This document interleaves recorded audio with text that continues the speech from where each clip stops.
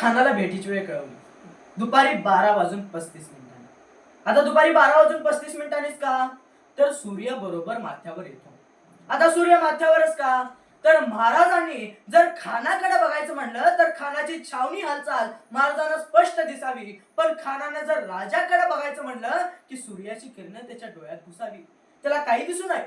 महाराजांनी खानाला भेटीची वेळ कळवली दुपारी 12:35. आता सोबत कोण आहे महाराजांच्या?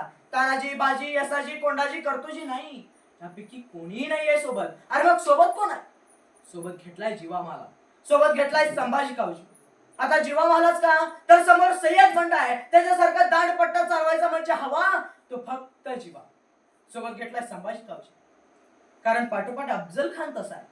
आखाड्यात पैलवान उतरवायचे झाले तर एकाच गटाचे असावेत, म्हणजे कुस्ती रंगते. आणखी अंगरक्षक घेऊन महाराज निघाले. दुपारी 12:30 वाजता राजे निघाले. येता महाराजांनी प्रत्येकाला जबाबदारी दिली. महाराजांनी जीवाला सांगितलं, जीवा तू आमच्या बरोबर आज शामण्यात यायचं, पण तू माझ्याकडे बघायचं नाही, तू खानाकडे बघायचं नाही, तू कृष्णाजींकडे बघायचं नाही. आमचं काय चाललंय तुला देणं घेणं नाही, तू बघायचं तर फक्त सय्यद बंडा बस. संभाजी कावजीला सांगितलं, संभाजी तुम्ही आमच्या बरोबर आज शामण्यात यायचं नाही, तुम्ही शामण्याच्या बाहेर, तुम्ही माझ्याकडे बघायचं नाही, खानाकडे बघायचं नाही, कृष्णाजींकडे बघायचं नाही. आमचं काय चाललंय तुला देणं घेणं नाही, पण चुकून अफजल खान जिवंत बाहेर आला तर त्याला जिवंत ठेवायचं नाही, ही जबाबदारी तुझी. प्रत्येकाला जबाबदारी दिली आणि महाराज निघाले. दुपारी 12:30 वाजता निघाले राजे खानाच्या छावणीच्या बाहेर. बरोबर दुपारी 2 वाजता पोहोचले. दुपारी 2 वाजता खानाला वरती मिळाले. तसं खानानं बघितलं, 5-5.5 फूट उंचीचे देखले रुबाबदार राजे शिवाजी आज ते कदम येताना दिसले.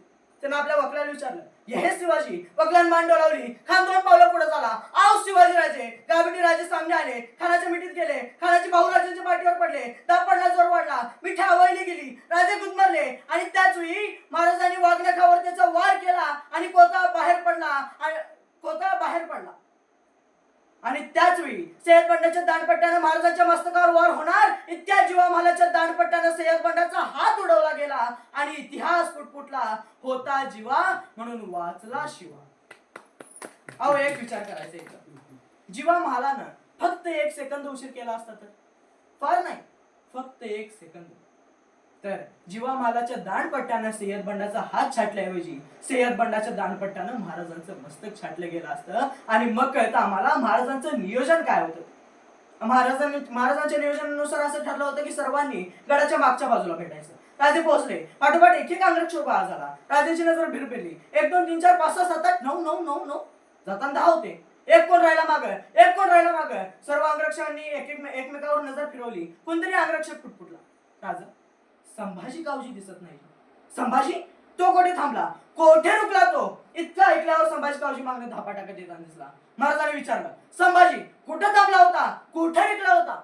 एवढं ऐकल्यावर संभाजीनं आपला हात वर केला. त्याच्या हातात अफजल खानाचं मस्तक होतं.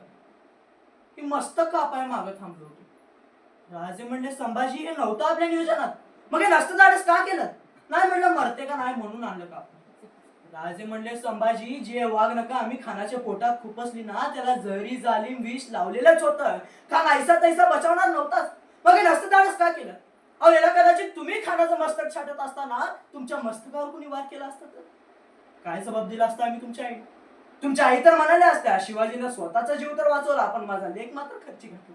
नाही संभाजी, एक वेळ अफजल खान मेला नाही तरी चालेल, पण स्वराज्याचा एकही मावळा खर्ची पडता कामा नये. आपली मावळे कमीत कमी कशी मरतील, आपल्या मावळ्यांना कमीत कमी कशी हानी होईल ना, याचा विचार फक्त आणि फक्त छत्रपती शिवाजी महाराजांनी केला.